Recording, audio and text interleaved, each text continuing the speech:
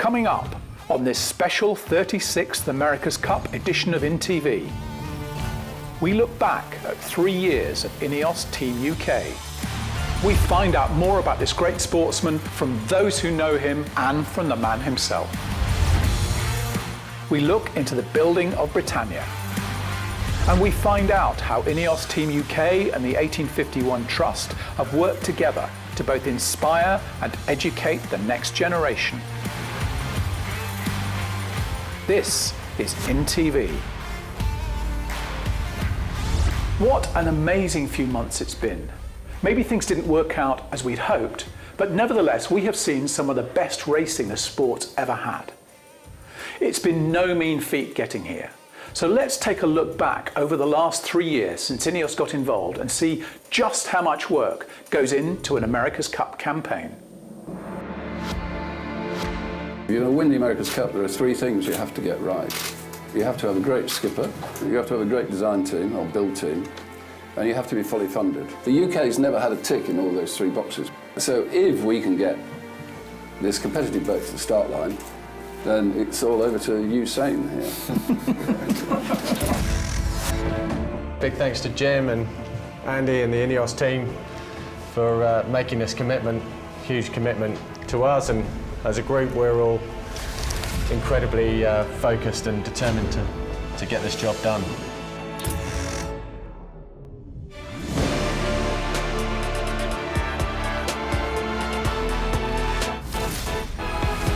These guys are our assets, not only in terms of sailing, but in terms of their physicality. In the last cup I was kind of low 90 kilogram weight, and in this cup I'm looking at being more like 105. My role on the boat, the requirements are quite different, so I'll be looking to kind of be losing weight on the boat. They're training in the gym once or twice a day. They're out sailing on the water for 4 or 5 hours. And then they're also involved with the design of the boat, they're involved with the maintenance of the boat. So you're asking a professional athlete really to work, 12, 14-hour days. So you've got to find that delicate balance between, getting absolutely maximum you can out of the campaign without breaking people. We've got a really good squad. We've got a really solid core. We've picked some of the best talent in world sailing.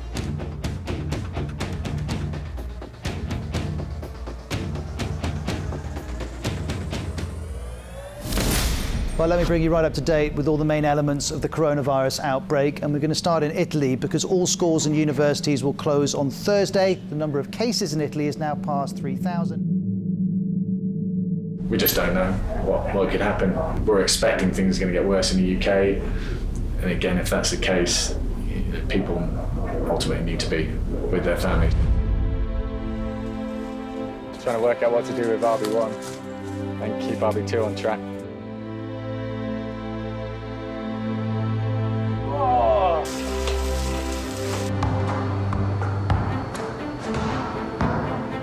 Trying to get answers at the moment and make decisions around that is almost impossible.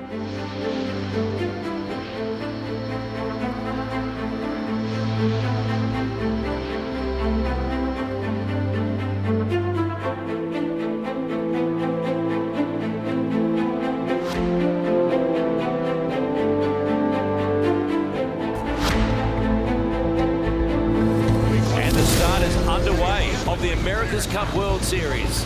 Oh boy, here's the problem. Something mechanical. Completely locked out here. Unfortunately, we were way off the pace in terms of being able to control the boat. Trouble for INEOS Team UK. Clearly, we've got a bit to work on.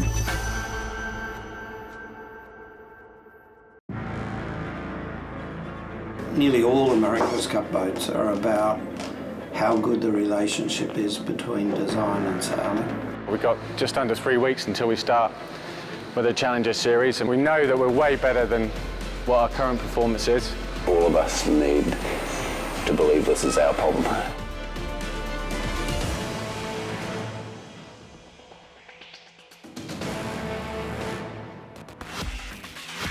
Now it happens. Now it's for real. The confidence in the British team is high. That will count for a lot going into race 1. You can talk the talk, but now you got to walk the walk. I think they need to win a race here today. Just stay left. What's the game? Come on! If anyone thought INEOS was going to have trouble, think again. It truly is game on in the Prada Cup. And they go through to the Prada Cup final.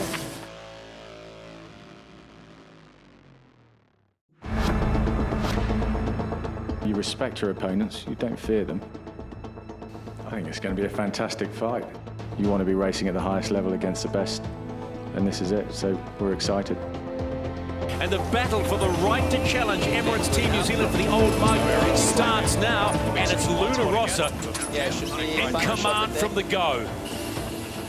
Luna Rossa takes first blood against INEOS Team UK. We can sail a hell of a lot better than that, and we need to.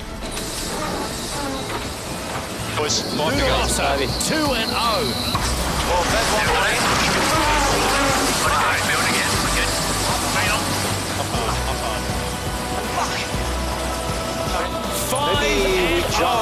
And they have done it once again.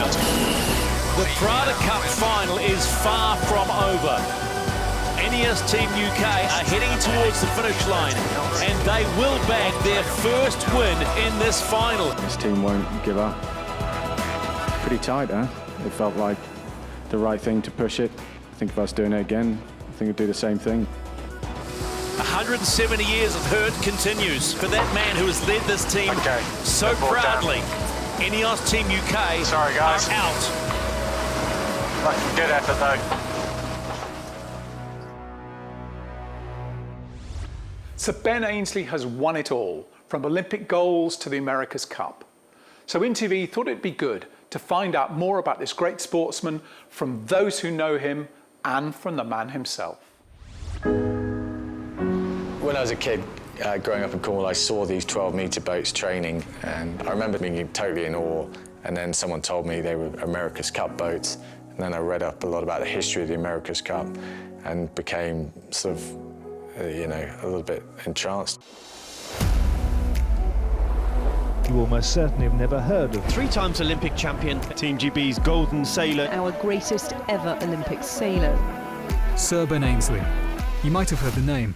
He is one of Britain's greatest athletes, the most successful Olympian in the field of sailing ever, and is the man behind Britain's charge to bring home the America's Cup. Ben first took to the water at just 8 years old, and by the age of 12, he was competing in international competitions. His parents' belief in his potential saw them sell their house in Cornwall to help fund his burgeoning career. At just 19, he won his first Olympic medal, a silver at the 1996 Atlanta Games. Ben was just incredibly focused. I think the thing that, you know, I always took away was his ability just to be unwavered in what he wanted to achieve. But Ben Ainslie is only 19 and a modest young man. And after all the excitement, he just had to ring his mum. Can you come and get me, please? I mean, I can remember watching him in Atlanta, having, you know, been right behind him through the Oppies and the youth kind of years. Seeing him out there at that age, kind of taking on the rest of the world, was like just a massive inspiration. Since then, the world has watched him win countless other medals and tournaments before picking up a knighthood in 2013. Ben's pretty talented. He doesn't really have any peers when it comes to especially any form of Olympic sailing or one design boat. To achieve what Ben has achieved at the level Ben has achieved, he has to be exceptional, he has to be single-minded, he has to be determined, he has to be able to put all distractions away to actually be able to perform and achieve what he does achieve and what he has achieved. Through all his success though, there is one trophy Ben longs to win for Britain, the America's Cup. Having tasted success with Team USA in 2013, he set to work building a team to bring it home. Ben gave me a call and he was just like, hey Fred, I think there's a chance we can get a British syndicate off the ground. Are you willing to come with me? And I didn't have to think for a second. Ben led his team to their first attempt in 2017, but they fell short of victory. Driven by a desire to win and an unwavering belief in excellence, Ben wasn't going to stop there. He went again, but this time with the backing of INEOS. Britain have never managed to win that trophy, which is the oldest competition in the world. I was sort of quite intrigued by that. I really like Ben. He's obviously a Apart from being a very nice guy, he's obviously clearly a very, very serious sailor and a very accomplished sailor, and probably the world's best sailor. This desire to never give up is something he demands from all his colleagues. When you sail against him, he's pretty aggressive, he's very good at starting, and very good tactically, and he's, there's so many strengths, and then you jump on the other side of the fence and you start, sailing with him. He's of such a high caliber, he just demands excellence from the people that he sails with. You think you're sailing well and you think that you're on the money, but he will find ways to make you better. You'll just stay out there until something that he wants is perfect, and then you'll do it 5 more times to make sure you lock it in. Having someone like that kind of on the wheel behind you, knowing that he's literally going to push it as hard as possible and there's nothing that's going to kind of stop him, it, for me, is a huge attribute to this team. But wow, that's brilliant. Well done. Outside the sport, though, he's a very different individual. And I've worked with Ben for 20 years, and he is always thinking, he's always focused, and you have to keep up. You have to keep up with him. He fascinates me in his split personalities, in a way, because he is the nicest guy off the boat. When he steps off the dock onto the yacht, he is not the Ben Ainslie that sits in his office. Ben and I have a good relationship. It's one of the reasons our offices are right next to each other is so you sort of hear each other on the phone. It's like a marriage, like you need to be close to the other person. I've sailed with him in an America's Cup environment over 13 years now, and watching that evolution of him over those 12 years has been cool, actually. And he has come to realise that the way that he leads on shore will have a direct correlation into how well the boat goes on the water. All good? Okay. Let's get pushing, get back on the water. Thanks, everyone. He's a great leader. He's a great person to be around. He's at the core. He's a really, really good sailor, and he's a pleasure to sail with. Ben's ability to inspire his colleagues, coupled with his drive and passion, have driven the team to new heights. And despite success eluding them once more, this story is far from over. Coming on the breeze now? Should be on the breeze. I was really proud of the team. We didn't jack it in, we went down fighting. And I guess Ben is someone who never looks back. He looks forward at the next challenge. So although he's achieved these remarkable things, he still feels that he hasn't achieved what he needs to achieve, what he wants to achieve, and that is the America's Cup. We're going to learn from this, go back to the drawing board and come back and do a better job in the future.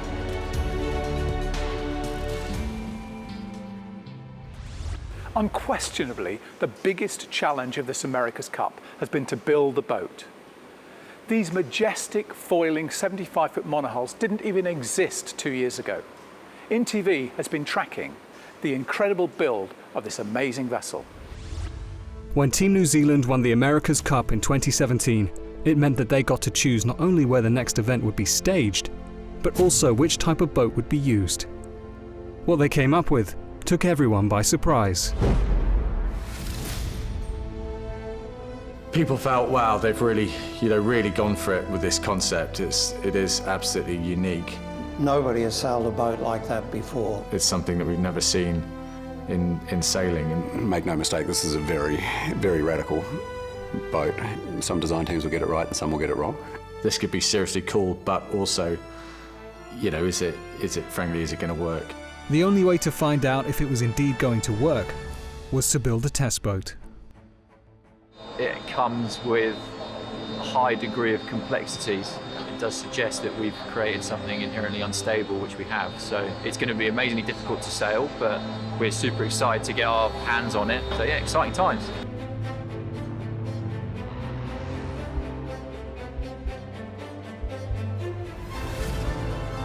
Foiling is relatively new to the world of sailing, and up to this moment had only been applied to catamaran or multi-hull boats. The idea is that if a boat picks up enough speed, she will be able to glide or fly across the water. INEOS and Ben were the first revelation that actually, eureka, this thing works. Apart from basic rules governing dimensions and weight, the shape and layout of the boat will be down to each team's designers. The sailing team said to the designers, make the fastest boat possible and we will fit in around your design. As it is new technology, Each team will get to build 2 race boats over the next 2 years. With the shape of the boat now decided, it was time to build the carbon fibre hull. But first, they needed a mould. If this is the male plug, which we're standing on now, we build the mould on like that, turn it off, that's our mould. This will actually be more or less the finished kind of geometry of the deck. It's the first time anyone from the team had seen the scale of the boat up close, and there was only one way to describe it. It looks big, yeah, it looks good. I mean, the curve at the back is really big. Yeah, it's a big bit of kit. Oh, indeed. It's big. Big. It's not that thick in the scheme of things, is it? No. Carrington's Shipbuilders in nearby Hythe is where the carbon fibre hull is being kitted out and finished. It may look pretty simple from the outside, but when she is finished, there will be 18,000 separate parts. That's going to be an interesting challenge.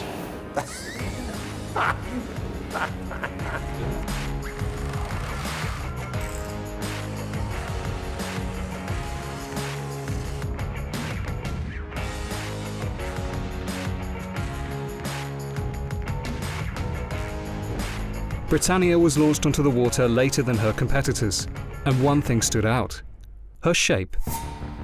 This is the first indication that they're anticipating a boat that will be foiling pretty much the whole race, whereas our boat's designed to be floating some of the, and the Kiwis just discounted that side of the competition. So the tough decision for us is which way we go with the second boat. With so much to do and such little time left, the team sought support from one of the world's leading race teams. We make a car that is designed with one purpose in mind, and that's to win races and win championships. They make a boat that is exactly for the same thing. And every single design decision they take is in pursuit of that goal. Every single design decision we take is in pursuit of that goal. That tends to give a very similar mindset amongst the type of people that do boat design and the type of people that do car design. We actually have a few of our staff members working permanently with the team. Our input there has been, I hope, helpful. I hope we've sort of felt like good teammates to them, but it's their competition. With Mercedes Formula One engineers now on the team and helping with data analysis and part sourcing, IT UK was able to get back on track with the build of Raceboat 2. However, critical sailing time on the water was in short supply.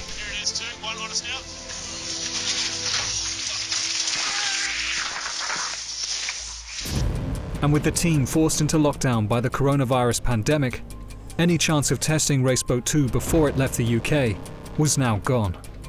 How different is RB2 to RB1? Very.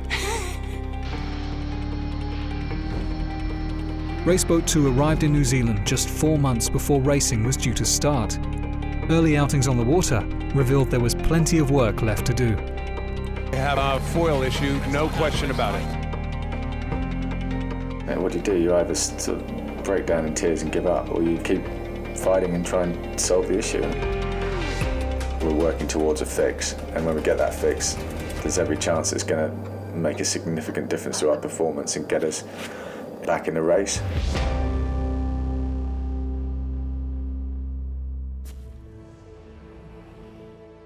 By the time the round-robin races came around and the wind began to blow, the team had sorted out their foil issue and were back on track.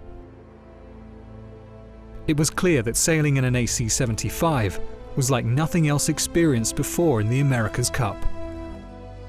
When you're on the boat and you look around the people that you're sailing with, you know they're the very best in the world. You look at the bit of kit you're standing on and you know that nobody else, it's like walking on the moon for the first time. You know that nobody else in the history of the sport has done what we are doing right now. There's never a boring day out there, that's for sure. There's no doubt where Sir Ben Ainslie sees the future of the America's Cup. I think the AC75 class has proven to be a real hit. Credit to the teams that came up with that concept, and we would like to see the Cup stay in the AC75.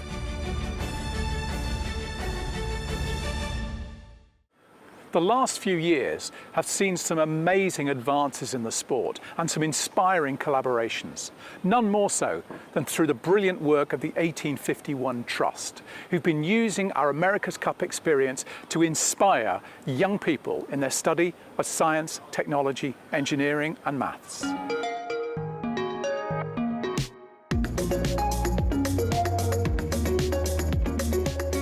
The 1851 Trust is a specialist education charity set up alongside the America's Cup sailing team, and we look to use all the amazing science and technology behind the team to inspire young people to get involved both in STEM subjects but also in the sport of sailing. The Rebels Crew was a sailing programme for disadvantaged young people. And what we did was we worked with schools using funding from INEOS to put young people on the water and give them a fantastic sailing experience. It's amazing to know that thousands of kids that normally wouldn't get the opportunity to go sailing and learn these skills are getting that opportunity. I really enjoyed sailing, and it taught me that communication is important, teamwork. You really have to balance yourself. They learn skills not just about sailing, but how to relate those skills back to the classroom and also to explore the breadth of opportunity that STEM subjects offer. STEM is the study of science, technology, engineering and maths, but it's not studying those subjects in isolation.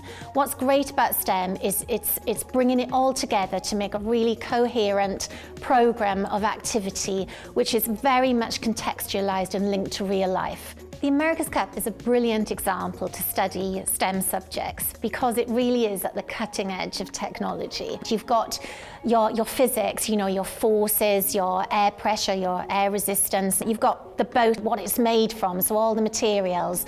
Then you've got the sailors and their health and fitness and their clothing and the way they interact with the boats. And what's brilliant about it is all of that is in the national curriculum. And what we can do via our STEM Crew platform is really, you know, hammer that home to young people and show them that there's a fantastic range of careers out there for them. The Trust STEM Crew platform now has over 2,500 secondary schools around the UK, and we provide assets and resources ranging from short films featuring Sir Ben Ainslie and the America's Cup team through to PowerPoints that teachers can edit, worksheets that young people can experiment and develop in class. It's working with the people in STEM Crew, the material of STEM Crew, that allows our young people to thrive and develop the young people we need for the future. Learning it through this has been more exciting than in lessons and stuff. Don't tell my teachers that, they'll kill me. During the pandemic, we had feedback from teachers that a lot of their pupils were anxious about returning to school. And we were able to adapt the 0 Days hygiene programme run by the INEOS Grenadiers and the wider INEOS Sport family and help young people return to school and encourage positive behaviour change. We put together a set of resources for schools alongside INEOS Hygienics with the idea of, once children are back in school, really helping to keep that school open. And we're getting ready now, as schools in the UK return this March, to relaunch that programme, to update it with the new advice around vaccines, keep it relevant, but also keep people safe. We're really pleased that the STEM Crew platform has generated such a great following of teachers, and now we're looking to introduce them to the science behind different sports. What we would love to do is work alongside the F1s, and of course the cycling also really lends itself to the STEM side of things. So those would be real aspirations for us as a trust. The 1851 Trust programmes are unique within the sport and STEM education sphere. We've been really fortunate with the support of INEOS to be able to explore how we can be most effective in inspiring young people, and that's our platform to build for the future. Having such a big successful company such as INEOS put their support towards education, that's what's going to help close the gap and really change things for disadvantaged young people. Well, that's it for this AC36 special edition of INTV. We hope you've enjoyed our America's Cup journey as much as we have. A huge thank you to everyone who's made this possible. And congratulations to Emirates Team New Zealand on winning the Cup, but also to the people of New Zealand for staging an incredible event in the middle of a global pandemic. 170 years is a long time to wait, but the journey is not over yet. No sooner had Emirates Team New Zealand crossed the finish line than the Royal Yacht Squadron and INEOS Team UK had registered our desire to be the challenger of record for AC37. And the great news is that challenge has been accepted.